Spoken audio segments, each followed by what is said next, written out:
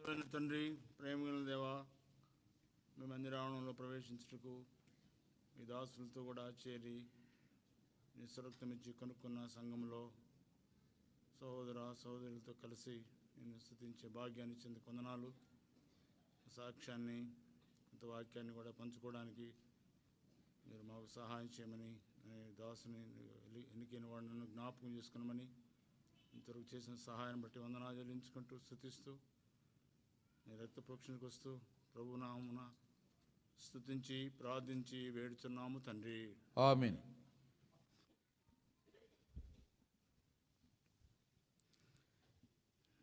సామాన్యంగా ఇక్కడ మా సేవకుడు, దేవుని సేవకుడు డేవిడ్ గారు కూడా చెప్పారు, చాలా పిరికివాడిని, చాలా భయస్తుడిని. దేవుడు నన్ను పిలిచాడు, తన సేవకుడికి అని పిలిచాడు. ఆ రీతిగా నేను కూడా చాలా పిరికివాడిని, నలుగురిలో రావడానికి కూడా ఇష్టపడేవాడిని కాదు, ధైర్యం చాలదు. అటువంటి వాడిని ప్రభు రక్షించుకున్నందుకు కొందనాలు చెల్లిస్తుంటున్నాను. నా పేరు జక్రయ్య, వనస్థలిపురం నుంచి వచ్చాను. కనుక ప్రభు కృపను బట్టి నా యొక్క 1946 సంవత్సరంలో నేను పుట్టాను. 16 సంవత్సరాల వయసులోనే యేసు ప్రభుని అంగీకరించడం జరిగింది. ప్రభు కృపను బట్టి నా జీవితంలో దేవుని సేవకుడు చెప్పాడు, వాక్యం చెప్పినప్పుడు నేను విన్నాను. సండే స్కూల్ పరిచయం కూడా తీసుకునేవాడిని, కానీ వారం అంతా కూడా చెడ్డ పనులు, చెడ్డ క్రియలు చేస్తూ ఆదివారం పిల్లలకు చెప్పేటవాడిని. కనుక దేవుని సేవకుడు బహు స్పష్టంగా మాట్లాడినాడు ఆ రోజున. వేషధారణ జీవితంలో జీవిస్తూ ఉంటే రక్షించబడు, ప్రభు దగ్గర నీ పాపంలో ఒప్పుకో, ఎంతవరకు నీ జీవితాన్ని ముగిస్తావు, ఎంతవరకు జీవితాన్ని ఇట్లా కొనసాగిస్తావు అని చెప్పాడు. అప్పుడు చేయెత్తమని అన్నారు, నేను చేయెత్తలేదు. కానీ ఇంటికి వెళ్ళిన తర్వాత ప్రభు నాతో మాట్లాడుతూ వచ్చాడు. నేను నా పడక దగ్గరికి వెళ్ళినప్పుడు మోకరించి ప్రార్థన చేసి నా పాపంలో ఒప్పుకున్నాను. ప్రభువా, నా పాపములు క్షమించు, నిజంగా ఈ దాసుడు చెప్పిన వాక్యము వాస్తవంగా నా కొరకే చెప్పినాడు కనుక నన్ను క్షమించి నీ బిడ్డగా అంగీకరించమని చెప్పినాను. అది నాన్న ఆ రీతిగా దేవుడు నన్ను 16 సంవత్సరాల వయసులోనే రక్షించినాడు. అక్కడి నుంచి కూడా బాప్తిసం, మనకి ఇప్పుడు ట్యాంక్స్ ఉన్నాయి, మనకి ఇక్కడ మన సంఘాల్లో ట్యాంక్స్ ఉన్నాయి బాప్తిసం ఇవ్వడానికి. మా కాలంలో బాప్తిసం ఇచ్చారు. తర్వాత హస్త నిక్షేపం జరిగింది. దేవుని దాసులైన వారు ఎంతగానో మరి ధైర్యపరిచినారు, బలపరిచినారు, వారు వాడుకున్నారు. చిన్న వయసులోనే ఎక్కువగా నేను మందిరంలోనే పండుకునేవాడిని. తల్లిదండ్రులకి నేను ఒక్కడిని కుమారుడిని. ఆయన కూడా మాది తెనాలి మందిరంలో పండుకునేవాడిని. అప్పుడు అక్కడ వ్యవసాయం గారు దేవుని సేవకుడు. ఆ సమయంలో చాలామంది ట్రైనీస్ ఉండేవాళ్ళు. మరి ఆ ట్రైనీస్ మధ్యలో నేను కూడా పండుకొని ఆదిగా దేవుని పనులు, చాపలు వేయటం కానీ అన్నీ నమ్మకంగా చేసేవాడిని. మా దేవుని సేవకుడు ఆ దినాల్లో వ్యవసాయం గారు చాలా స్ట్రిక్ట్. ఆయన నిద్రపోడు, మిగతా వారు నిద్రపోనీయుడు, 2 పనులు చేస్తాడు ఆయన. యాక్చువల్గా ఆయన మన పిఠాచారణ ఊరేది మిర్యాలగూడ దగ్గర గ్రామంలో ఈయన తీసుకెళ్ళి ఆంధ్రాలో చేసినాడు భక్సింగ్ గారు, రాయలసీమలో వాడుకున్నాడు. ఆయన ఎక్కడ కూడా ఈ రాయలసీమలో ఇక్కడ ఈ తెలంగాణ వాళ్ళే, కానీ చక్కని వాక్యం చెప్పేటోడు దేవుని దాసుడు. కనుక ఆయన బాగా వాడినాడు. ప్రభు కృప వలన ఊపనేరులో తర్వాత గ్రామాలు కూడా పంపించినాడు. పెళ్లి కాకమునిపే కనుక అనేక రీతులుగా ప్రభు వాడుకున్నాడు. పెళ్లి కాకమునిపే మన సంఘంలో నన్ను వాటరీ ఉంది చీరాల దగ్గర, అక్కడ మీటింగ్ జరిగాయి యవనస్తుల కొరకు. అక్కడ నడిపించేటువంటి సేవకునికి దేవసాయం గారికి కొట్లాట వచ్చింది నా విషయంలో. ఆయన జక్రయ్య నాకు కావాలంటాడు, ఈయన నాకు కావాలంటాడు. దేవుని సేవకుడు దేవసాయం గారు నాకు కావాలంటాడు. కనుక జకర్యా నేను పంపిస్తాను, నేను పంపించను, నాకు అవసరం అన్నాడు. ఆ రీతిగా దేవుడు తన దాసుల్ని ఆయన వాడుకున్నాడు. ఎన్నికైన వారిని, దీనులైన వారిని, నమ్మకస్తులైన వారిని ఎట్లు దేవుని సేవలో వాడుకోవాలనో మరి నేను గమనించిన దినాలు. అప్పటికే దేవుని దాసుడు మొక్సింగ్ గారు కూడా తెనాలు కూడా వచ్చినారు, మ్యారేజెస్ కూడా చాలా చేశారు, ఆ తీర్పులు కూడా చాలా చూశాను నేను. అప్పుడు యవనస్తులము, పెళ్లి కాలేదు. ఎంతో సహనంతో ఆయన ఆ పోలికి కూర్చొని తనే కూర్చొని గంటల కొలది సేవ. అక్కడ ఏదైనా డిస్ప్యూట్స్ వస్తే ఆయన చక్కపరిచేవాడు, గట్టిగా మాట్లాడేవాడు. దేవుని మందిరం అని గట్టిగా మాట్లాడాడు, దేవుని సంఘం అని మాట్లాడేవాడు, దేవుని సేవకుడని మాట్లాడేవాడు. కనుక మీరు ఇష్టమైతే మీరు రండి, కష్టమైతే పోండి అని అనేవాడు. కనుక దేవుని యొక్క పరిచయలో మీరు ఉపయోగపడాలని చెప్పేటవాడు. తిరిగి వాళ్ళందరం కూడా సమకూర్చేవాడు. అందరినీ ఎవరి మీద కోపడినాడో వాళ్ళందరూ కూడా ప్రేమతో తిరిగి సంపాదించుకొని ఆయన ఆ రీతిగా సంఘాలను కట్టినాడు భక్సింగ్ గారు. కనుక ఆ రీతిగా దేవుని యొక్క కృపను బట్టి నా యొక్క వివాహం విషయంలో కూడా ప్రభువుతో మాట్లాడుతున్నాడు. నువ్వు డబ్బును బట్టి వివాహం చేసుకుంటున్నావు, దేవుని అంతస్తును బట్టి వివాహం కొరకు ఒప్పుకుంటున్నావు అని ప్రభువుతో మాట్లాడుతూ వచ్చి ప్రార్థన చేశాను చాలాసార్లు. కానీ నాకు తీర్మానం ఏమిటంటే దేవుని సేవకుడు మాట్లాడాలి. ఇప్పుడు ఫ్రంట్లో కూర్చున్నటువంటి ఎప్పుడు కూడా ఆ చివరి కూర్చున్నాను ఎక్కడ కనబడకుండా. దేవుని సేవకుడు ఇది దేవుని చిత్తం కాదని చెప్పినప్పుడు నేను దానికి లోబడతాను అని వెంటనే ఒప్పుకున్నాను, ప్రార్థన చేసుకున్నాను. ఆదివారం నాడు ఆయన చివరి కూర్చున్నాను కనబడకుండా. దేవస్థానం గారి వాక్యం చెప్తున్నారు, ఆయన ఏదో టాపిక్ వేరే టాపిక్ చెప్తున్నారు, కానీ ఈ సంగతి మధ్యలో చెప్పినాడు. కొంతమంది పెళ్ళిళ్ళు చేసుకుంటారు, డబ్బు కోసం చేసుకుంటారు, ప్రార్థన చేయరు, దేవుని చిత్తాన్ని తెలుసుకోరు అని ఆయన దేవస్థానం గారు ఖచ్చితంగా చెప్పేసినాడు. అప్పుడు ఆ రోజే నేను ఊరు విడిచి తెనాలు విడిచి ఖమ్మం పెట్టి 2 సంవత్సరాలు ఫుల్ టైం గాడ్ సర్వెంట్గా, ఏం లేదు, ఉద్యోగం లేదు కదా, డిగ్రీ అయిపోయింది, ఉద్యోగం లేదు, ఏం లేదు. అక్కడ ఖమ్మం మెట్లో 2 years ఉన్నాను. 71లో తర్వాత ప్రభువుతో మాట్లాడినప్పుడు 71-2లో వివాహం జరిగింది. తర్వాత మేము వచ్చాము ఇక్కడికి.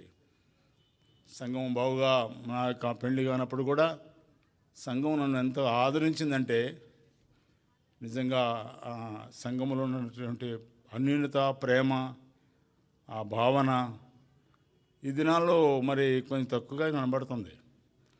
ఆ దినాల్లో ఏకత్వం ఉండేది, కలిసిమెలిసి ఉండేవాళ్ళం. కులతత్వము, ప్రాంతీయతత్వం ఉండేది కాదు. అందరం కూడా ఒకటే అనేటువంటి అభిప్రాయం ఆ దినాల్లో మేము కలిగి ఉండేవారంగా ఉన్నాం. ఆ విధంగా సంఘం నన్ను బాగా ఆదరించింది. 72లో ఇక్కడికి వచ్చాము, హైదరాబాద్ వచ్చాము.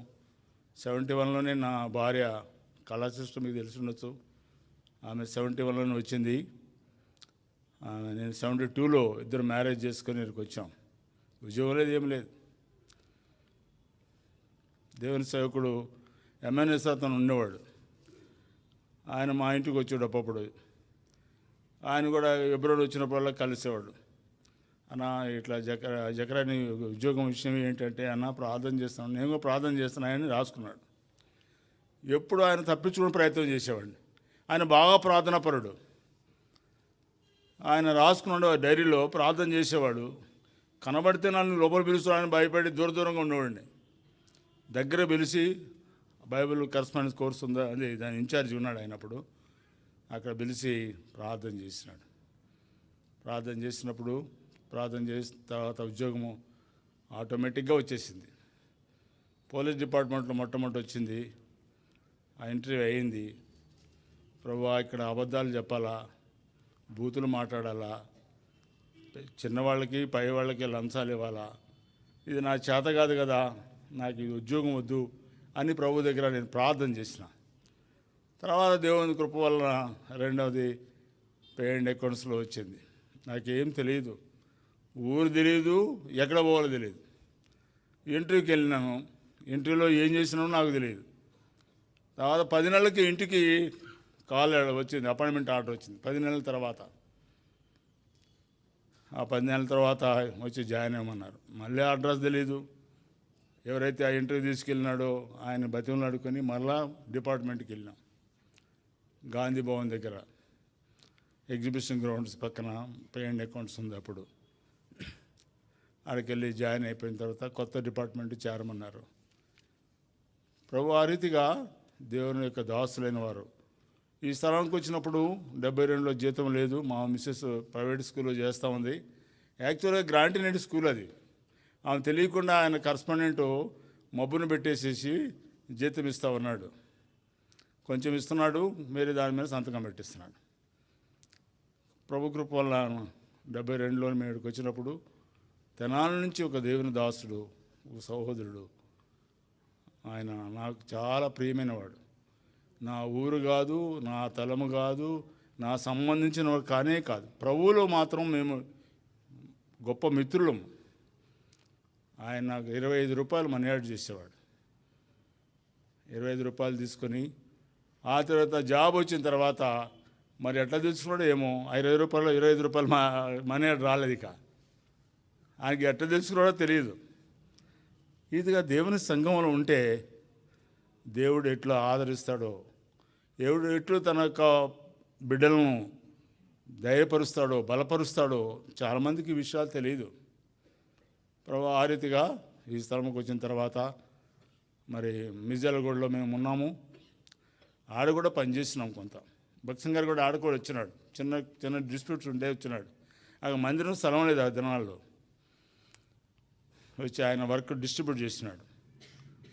ఆయన లోపల పిలిచి భోజనం బెల్లం పెడితే భోజనం చేయనన్నాడు. అక్కడ ఫుల్పిడి దగ్గర భోజనం చేసినాడు ఆయన.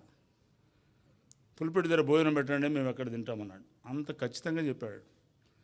కనుక భక్సింగ్ గారు చెప్పిన మాటలు నా హృదయంలో ఇంకా నాటుకొని ఉన్నాయి. ఆయన చెప్పాడు, మీ ఇంటి విషయాలు, మీ పిల్లల విషయాలు మీ ఇంటిలో మాట్లాడుకోండి.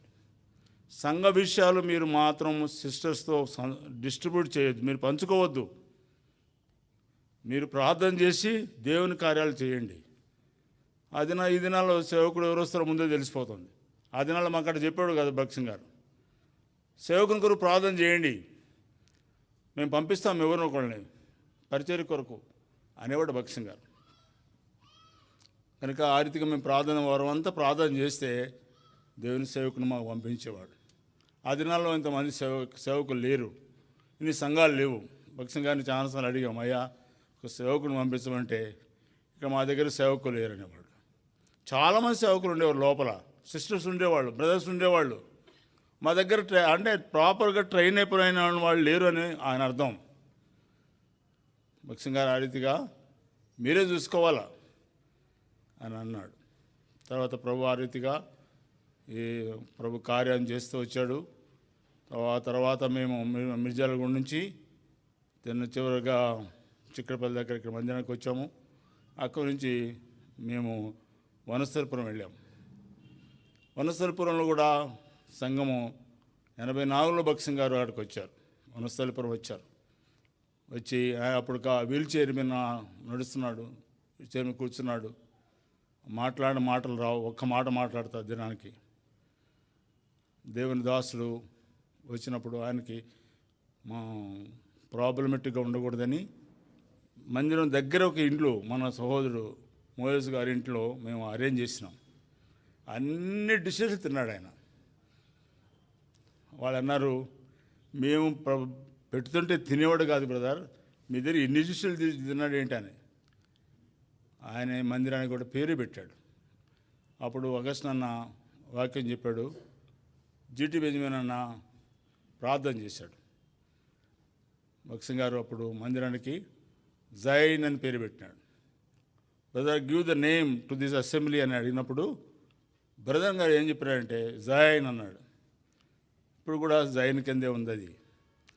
కనుక దేవుని దాసు అయిన వారు చాలామంది అక్కడ పనిచేస్తున్నారు. కనుక మా ప్రారంభ దినాల్లో కొద్దిమందిగా ఉన్నాము. ఇప్పుడు మందిరం విస్తరించింది, చాలా కుటుంబాలు వచ్చినాయి. అలా దేవుని సేవకుడు డేవిడ్ బెదర్ కూడా లోకల్ గాడ్ సర్వెంట్ ఆయన వచ్చాడు. ఆయన చూసినప్పుడు చాలామంది, ఎంతమంది విస్తారంగా వచ్చారు. ప్రజలు. డేవిడ్ బ్రదర్తో కూడా 3వ సేవకుడు మా దగ్గర. డేవిడ్ బ్రదర్ని మీ ముందు పొగటం కాదు, కానీ నా అనుభవంలో ఇంతమందిని చూస్తున్నాను. కానీ చిన్నవాడైనప్పుడు కూడా దేవుని సేవకుడుగా ఆయన బాధ్యతలు తీసుకోవడంలో గవర్నింగ్ బాడీ ప్రార్థన చేసి ఆయన పంపించింది. యథార్థపరుడు, ఆయన దేన్ని ఆశించే మనిషి కాదు, దేవుని విషయం పట్టింపగైన వాడు, సంఘం విషయమైనటువంటి శ్రద్ధగైనవాడు. వనస్థలిపురం అనేకులు గృహాలు దర్శించేవాడు. ఎప్పుడు వస్తాడో తెలియదు, మందిరానికి ఎప్పుడు వస్తాడో తెలియదు, మందిరాన్ని శుభ్రంగా పెట్టాలా, అన్నిటి విషయాల్లో శ్రద్ధ తీసుకున్నవాడు మన డేవిడ్ బ్రదర్. కనుక ఆనాడు దేవసాయం గారు మరి ఆ రీతిగా హెచ్చించినాడు. ఇక్కడికి వచ్చిన తర్వాత కూడా మరి చాలామంది 3వ సేవకుడైనా ఆయనకి ఏం చెప్పలేదు సంఘ విషయాలు. ఆయనకి తెలుసుకుంటాడని ఇంకేం చెప్పలేదు. ఆయనకి చాలా విషయాలు తెలిసినాయి. తర్వాత ఆయన అర్థం చేసుకున్నాడు, దేవుని కార్యాలు దేవుని మహిమార్థంగా జరిగించాలని ఆయన అన్ని విషయాలు ప్రార్థనాపూర్వకంగా ఆయన చేశాడు. కనుక మరి ఆ దినాల్లో నాకు జ్ఞాపకం వస్తూ ఉన్నాయి. ఒకసారి అగస్టు అన్న కూర్చొని ఉన్నాడు కుర్చీలో హెబ్రోన్ దగ్గర. తర్వాత అరవిందం అన్న వచ్చాడు. అన్న ప్రార్థన చేయన్నా, పలానా అసెంబ్లీకి వెళ్ళాలి కదా అంటే, సరే అరవిందం దానేం చేసినావు అన్నాడు. దేన్ని? కర్నూలుని ఏం చేసినా దాన్ని వదిలిపెట్టి వచ్చాను అన్నాడు. అన్న అరేంజ్ చేసినాను ఒకళ్ళని, అక్కడ చూసుకుంటారన్న వాళ్ళు. అంటే సరేలేరా ప్రార్థన చేస్తారని అగస్టు అన్న ప్రార్థన చేసినాడు. ఆదిగా ఆ దేవుని సేవకులకు ఉన్నటువంటి అనుబంధం, ఐక్యత, ఏకత్వాన్ని ఆ దినాల్లో నేను చూడగలిగినాను. కనుక నా బీజాలు నా జీవితంలో ఇంకా ఉన్నాయి, అది ఎన్నడూ తొలగిపోవు. కనుక దేవసాయన 90 years వచ్చినప్పుడు కింద కూడా కూర్చున్నాడు, పైన కూర్చున్నాడు కాదంట, కింద కూర్చున్నాడు 90 years అప్పుడు కూడా. ప్రభు నా హృదయంలో చాలా భారం ఇచ్చాడు. ఏం భారం ఇచ్చినాడంటే, అన్నని చూడాలి. వారు మందిరానికి వచ్చేసారు, ఇంకా పని చేయలేమని వృద్ధాప్యంలోకి వచ్చారు. ప్రభు నా హృదయంలో చాలా భారం ఇచ్చాడు. అక్కడ చూశాను. తర్వాత అన్నను చూడడానికి కూడా దేవుడు ఆ తలంపు ఇచ్చాడు. అన్న వస్తూ ఉన్నాడు మందిరంలోకి, ఇక్కడికి వస్తున్నాడు. కలిసి సంతోషపడ్డాను. ఒక ఆదివారం నాడు మన గవర్నింగ్ బాడీ వాళ్ళు, మన సహోదరులు మమ్మల్ని రమ్మన్నారు. మేము ఒక ఆదివారం నాడు వచ్చాం. దేవసాయం బ్యాగ్ వేసుకొని వస్తూ ఉన్నాడు ఒక్కడే, 90 సంవత్సరాల వయసులో. చిన్న గిఫ్ట్ ఇచ్చాను. ఇస్తే ఆయన ఏమని మతి లేదు, 90 సంవత్సరాలకు మతి లేదు. మనుషుల పేర్లు కూడా గుర్తుపెట్టుకోవట్లేదు ఆయన. ఆయన ఏం ప్రార్థన చేసినాడంటే, ఇప్పుడు కూడా ప్రార్థన గుర్తు, ప్రభువా మీ సేవకును మర్చిపోలేదు, అందుకని నీకు వందనాలు. సహోదరుడు ఈ గిఫ్ట్ ఇచ్చినాడు, ఆయన కుటుంబాన్ని దీవించు, ఆశీర్వదించమని ప్రార్థన చేసి ఆయన వెళ్ళి ఆయన కూర్చున్నాడు. కనుక ఈ సమయంలో నేను చెప్పే నా తలంపు ఏమిటంటే, దేవుని యొక్క సంఘమును మనం పట్టుకొని ఉంటే, దేవుని దాసుల్ని మనం నమ్ముకొని ఉంటే మనము అత్యధికంగా దీవించబడతాము. ప్రభు, నా యొక్క ప్రారంభ దినాల్లో నా పరిస్థితి మీకు తెలీదు. సార్ చెప్తారు మీకు. ఒకరోజు మా ఇంట్లో భోజనం లేదు. మా పెద్దమ్మ ఇంట్లో వాళ్ళకి చాలామంది పిల్లలు, మా వదిన గారు ఉన్నారు, అన్నయ్య, కొంచెం అన్నం అంటే ఇచ్చింది ఆమె. నాకు బట్టి మా తల్లిదండ్రులు ఇద్దరు పండుకున్నారు, ఉపవాసంతో పండుకున్నారు. ఎంత కష్టతరమైంది చూడండి. దేవుడు తన ప్రజల మధ్యలో నిలబెట్టుకున్నాడు, తన దాసులకు లోబడేటువంటి హృదయం ఇచ్చినాడు. ఈనాడు ఏ కొరత లేకుండా చేసినాడు. మీ మధ్యలో నిలబడడానికి యోగ్యుడిని కాదు, కానీ అన్ని సమృద్ధిగా ఇచ్చినాడు దేవుడు. కనుక ఈ సమయంలో మీరు జ్ఞాపకం పెట్టుకునండి. మన ఈ సమయంలో నేను ముఖ్యంగా చెప్పేది ఏంటంటే, 3వ సేవకుడుగా డేవిడ్ బ్రదర్ వచ్చినప్పటికీ యథార్థపరుడు, దేవుని సంఘం విషయంలో పట్టింపగైన వాడు, అనేకులను ఆదరించేవాడు, అనేకులకు సహాయం చేసేవాడు. ఎవరైనా డబ్బు కూడా ఈ బతి తీసుకోడు ఆయన, నాకు అవసరం లేదు అంటాడు ఆయన. అటువంటి వాడు డేవిడ్ బెదరు. కనుక ఆయన పొగుడుతాను మీరు అనుకోబోకండి. ఎందుకంటే ప్రారంభం నుంచి నేను మరి 62లో రక్షించబడినాను కనుక అక్కడ పరిస్థితులన్నీ నాకు బాగా బాగా తెలుసు. కనుక సమయంలో మరి నేను నా జీవితంలో ప్రభువు నాకు 8 మంది పిల్లలు. భక్సం గారు ఆ దినాల్లో చెప్పేటోడు, family planning is a devil's planning అనేవాడు. Family planning is a devil's planning అనేవాడు. భక్సం గారి దినాల్లో అట్లా ఆ వర్తమానం చెప్పేటోడు ఆయన. అందుకని మేము ఫ్యామిలీ ప్లానింగ్ చేయించుకోలే. 7 మంది పిల్లలు మాకు. 2 ప్రభు దగ్గరికి వెళ్ళిపోయినారు. రెండో పాపం విషయంలో ఆగస్టు అన్న ఇంటికి వచ్చి వనస్థలిపురం వచ్చి ఆయన బర్యలు చేసినాడు. తర్వాత రెండో పాప హాస్పిటల్లో ఉన్నాము, ఫీవర్ హాస్పిటల్లో. ఎవరికి చెప్పలేదు, ఎవరు కూడా కబురంపలేదు. అప్పుడు ఆగస్టు అన్న దూరంగా పెట్టినారు. ఆయన ప్రార్థన చేస్తూ ఉన్నాడు, దేవుని వాక్యం చదువుతూ ఉన్నాడు, సామాన్యుడిగా కానీ ఉన్నాడు. కానీ సంఘాన్ని వదిలిపెట్టలేదు ఆయన. ఆయనకి దేవుడు మాట్లాడినాట, నువ్వు ఒకసారి ఫీవర్ హాస్పిటల్కి వెళ్ళు అన్నాడు. ఫీవర్ హాస్పిటల్కి వెళ్ళినాడు. ప్రభా ఫీవర్ హాస్పిటల్కి వెళ్ళాను, ఎటు వెళ్ళమంటావు అంటే చిల్డ్రన్ వార్డుకి వెళ్ళు అన్నాడంట. చిల్డ్రన్ వార్డుకి వెళ్తే అక్కడ ఇటు చూస్తే ఎక్కడ వెళ్ళాలి ప్రభా అని ఇటు చూస్తే నేను కనపడ్డా. జకరియా గడ్డం పెంచుకున్నప్పుడు గడ్డం పెరిగింది. ఒక అమ్మాయి చనిపోయింది ఎప్పటికీ. గడ్డం పెడితే జకరియా గడ్డం తీసి బాగా అయిపోతాయని ప్రార్థన చేసి దైవజనుడు వెళ్ళాడు. ఆ పిల్ల చాలా బాగా, ఆ పిల్లకి 3 పిల్లలు, 2 కమల పిల్లలు, 3 పిల్లలు, 1 ఆడపిల్ల. కనుక దేవుని దాసులతో ఉన్నటువంటి ఐక్యత, దేవుని సంఘముతో ఉన్నటువంటి అనుబంధం గొప్పది. దేవుని సంఘం వదిలిపెట్టి వెళ్ళిపోతే నష్టము మనకే వస్తుంది, అది మనం గ్రహించాలి. ఈ సమయంలో ఈ రీతిగా నేను ప్రార్థన చేస్తూ ఉన్నాను. మరి ఇది ఇక్కడికి రావడానికి కూడా నాకు నేను ఒకసారి నన్ను నిడుబ్రోలు పంపించినారు. నిడుబ్రోలు మ్యారేజ్ అయిపోయింది అప్పటికి. నిడుబ్రోలు చాలా ఆంధ్ర, తెలంగాణ, రాయలసీమ మొత్తం దాదాపుగా తిరిగాను. దేవుని సేవకులే పంపించారు ఇక్కడ ఈరెండ్ మినిస్ట్రీకి. నా తెనాల్లో నన్ను తెనాలకు వచ్చాను, అయిపోయింది మినిస్ట్రీ. తెనాలకు వచ్చి మందిరం ఉంది కదా అని వచ్చారు. అప్పుడు మన బుక్ రూమ్ దేవదాస్ గారు తెనాలు పంపించబడ్డారు. ఆయన కొన్ని రోజులు ఉండాల్సి వచ్చింది తెనాల్లో. జకరే సాయంకాలం మినిస్ట్రీ తీసుకోయా అన్నాడు. నాకు గుండెలో రాయగలిగింది. ఇదేమిట్రా, ఈ చిన్నప్పటి నుంచి వీళ్ళ మధ్యలో ఉన్నాను, పెద్దలందరూ ఉన్నారు, వీళ్ళకి నేను వాక్యం చెప్పాలన్నా నేను అన్నా. అప్పుడు అన్నకి చెప్పాను, అన్నా నేను మీరు పాటలు పాడుతూ ఉండండి, పాటలు లోపల వస్తే ఇక నేను చెప్తాను, పాటలు లేకపోతే నేను రానేనండి అనుకొని ఇంకోళ్ళకి ఇచ్చుకోండి అన్న, మీరైనా చెప్పండి అన్న అని. ఉద్దేశం ఏంటంటే నేను అక్కడ చెప్పకూడదు అని ఉద్దేశం, ముందుగా నిర్ణయం చేసుకున్నా. అండ్ పెద్దలు ఉన్నారు, దైవజనులతో సమానంగా ఉన్నారు కనుక అది ఆయన చాలా గుర్తించారు. కనుక గుర్తుపెట్టుకోవాల్సిందిగా మనం జ్ఞాపకం పెట్టుకోవాల్సింది మా దేవసాయం గారు, దేవుని సేవకుడు. ఆయన కర్నూలులో చేశాడు, గుంటూరులో చేశాడు, తెనాల్లో దాదాపు 17 సంవత్సరాలు చేశాడు. ఆయన ఖచ్చితంగా చెప్పాడు, ముఖమాటం లేకుండా మాట్లాడేటవాడు. అనౌన్స్మెంట్స్ కూడా ముఖం లేకుండా మాట్లాడేటవాడు. ముఖమాట మాట్లాడితే అక్క వెంటనే ఆ ఇళ్ళకి వెళ్ళేది.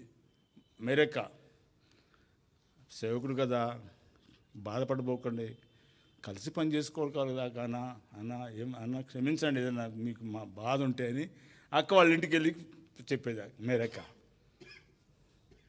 కనుక ఎంత అన్యోన్యత. మరి చాలామంది దేవుని సేవకురాలు అని పేరుంది ఆ దినాల్లో, కానీ వారిలో ఒకటి మేరెక్క దేవుని సేవకురాలని పేరు తెచ్చుకుంది. కనుక సమయంలో మనం జ్ఞాపకం పెట్టుకోవాల్సింది.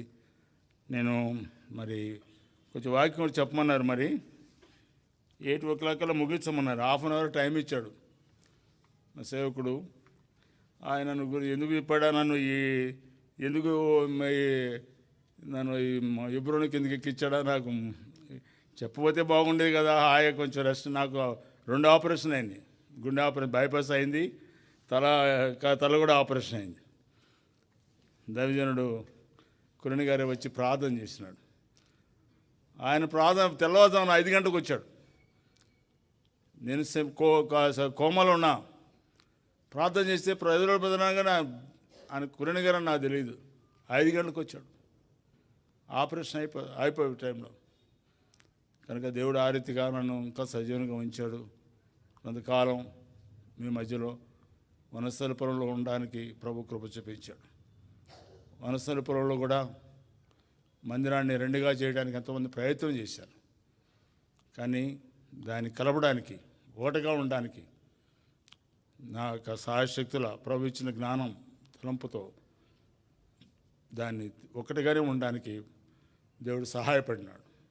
అన్ని సంఘాల్లో దాదాపు 2-3 చీలిపోతున్నాయి. వనస్థలిపురం మాత్రం ఒకటే ఉంది, ఒకే సంఘం ఉంది. కనుక గుర్తుపెట్టుకోవాల్సింది ఈ సమయంలో ఒక వాక్యం చదువుకొని ముగిస్తాం. మత్తయి సువార్త 7వ అధ్యాయం.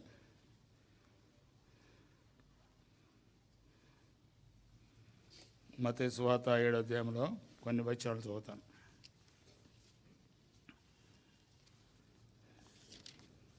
మత్తయి సువార్త 7వ అధ్యాయము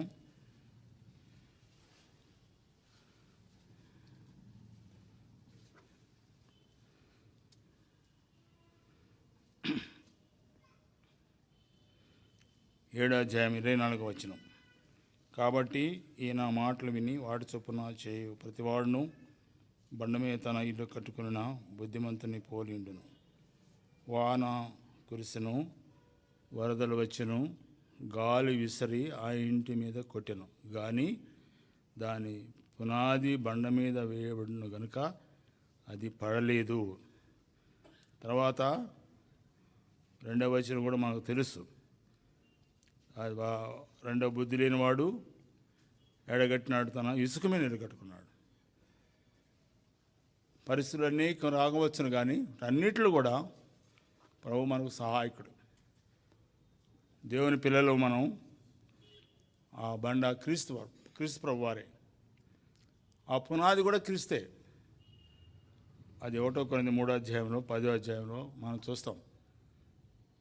కనుక ఆ బండ మీద కట్టబడడానికి ప్రయత్నం చేయాలి.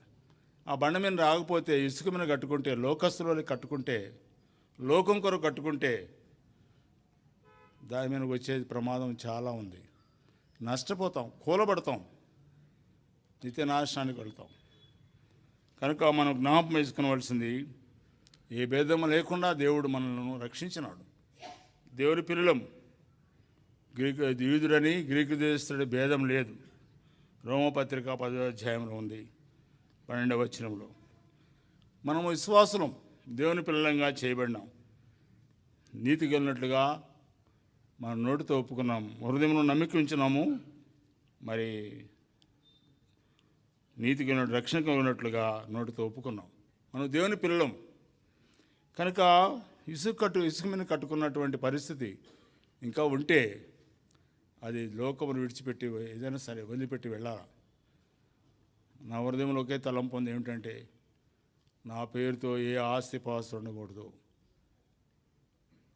నేను దైవజనులు ఏ రీతిగా అయితే లోకమును విడిచిపెట్టినారో, ఏ రీతిగా ప్రభును సేవించినారో, ఆ రీతిగానే ప్రభు కొరకు జీవించాలని ఆశ. కనుకనే ఈ భాగంలో మనము చూస్తుంటున్నాం.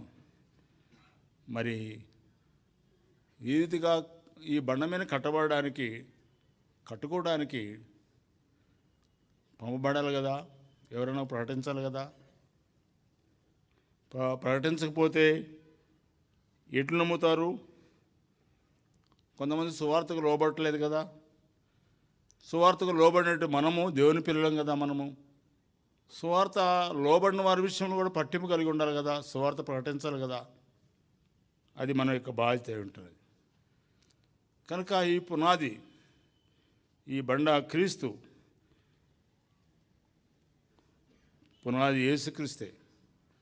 ఈ బండ మీద కట్టి మొట్టమొదటిగా పునాది వేసిన వాళ్ళు ప్రవక్తలు, అపోస్తలు. అపోస్తలైన పౌలు గారు అంటాడు, నేను నేర్పరైన శిల్పకారుని వలె పునాది వేస్తుని. మనం గుర్తుపెట్టుకోవాలి, ఎవరు పునాది వేశారు, ఎవరు క్రీస్తు దగ్గర నడిపించారు, ఎవరు దేవుని దాసులు, ఎవరు ప్రభు కొరకు తమ సమర్పించుకున్న వారు గుర్తించాలి. మనం గుర్తించకపోతే అది నిష్ప్రయోజకమే. కనుకనే ఆ బండ మీద జాగ్రత్తగా కట్టుకోవాలి. ఎట్లా కట్టుకోవాలి? జాగ్రత్తగా కట్టుకోవాలి. ఆ బండ దగ్గర రమ్మని ప్రకటించిన వారు, సువార్త ప్రకటించిన వారు, వారి జీవితాలు చూస్తే మనం గమనించకూడదు. ఇంకో పునాది లేదు. కనుక మరి అపోస్తలుడైన పౌలు అంటున్నాడు, పౌలు గారు అంటున్నారు, నన్ను పోలి నడుచుకునండి. ఫిలిప్పీ పత్రికలో ఉంది 3వ అధ్యాయంలో, నన్ను పోలి నడుచుకోండి. ఈ సువార్త ప్రకటించే వారిని కూడా గురిపెట్టి చూడండి. వారు సువార్తకు విధేయత చూపిస్తున్నారా? ప్రభుపక్షంగా ఉన్నారా? వేరొక బండ మీద కడుతున్నారా? క్రీస్తు ప్రభు దగ్గరకు తీసుకొస్తున్నారా ప్రజల్ని అని మనం గుర్తించాలి. కనుక మనము ఈ భాగంలో మనం అదే చూస్తాం. ఆఖరిగా ఒక మాట చెప్పి నేను ముగిస్తాను. 2వ దినవృత్తాంతములు 20వ అధ్యాయము 20వ వచనం అందరూ తీయండి. 2వ దినవృత్తాంతములు 20వ అధ్యాయము 20వ వచనం ఆఖరి మాటలు.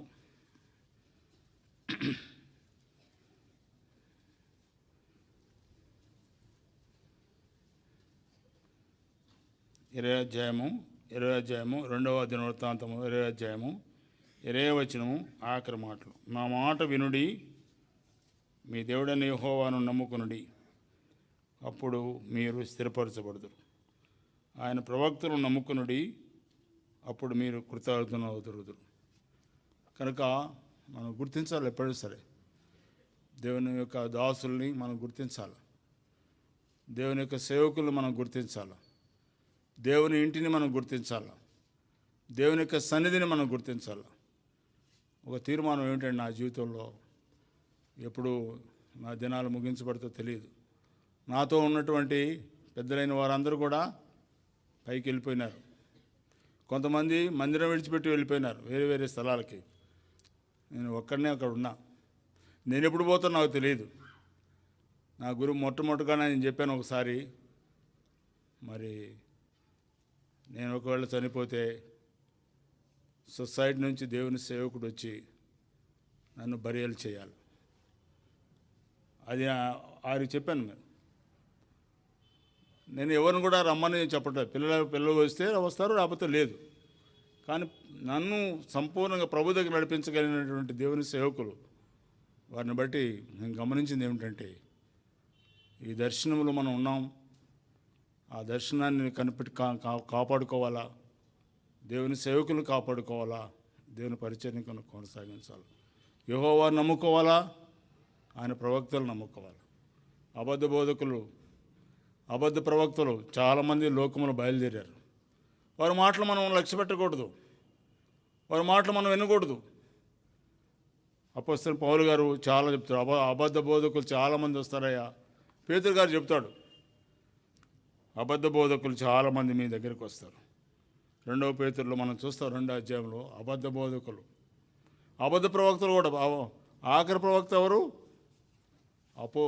బాప్తిసం ఇచ్చి యోహానే. బాప్తిసం ఇచ్చి యోహానే ఆఖరి ప్రవక్త. ఇంకా ప్రవక్తలు లేరు. అందుకని వార్నర్ బిల్ థామసన్ గారు భక్సింగ్ గారి విషయంలో పుస్తకం రాశారు, ప్రాఫిట్ ఆఫ్ ఇండియా అని. ఆయన భక్సింగ్ గారి పేరు పెట్టి రాస్తే భక్సింగ్ గారు ఏం చేశాడంటే ఆ బుక్ని బ్యాన్ చేసేసాడు. ఆ బుక్ను అవసరం లేదని బ్యాన్ చేసేసాడు. కనుక మనం జ్ఞాపకం పెట్టుకోవాల్సింది, దేవునికి మహిమ కలగాల.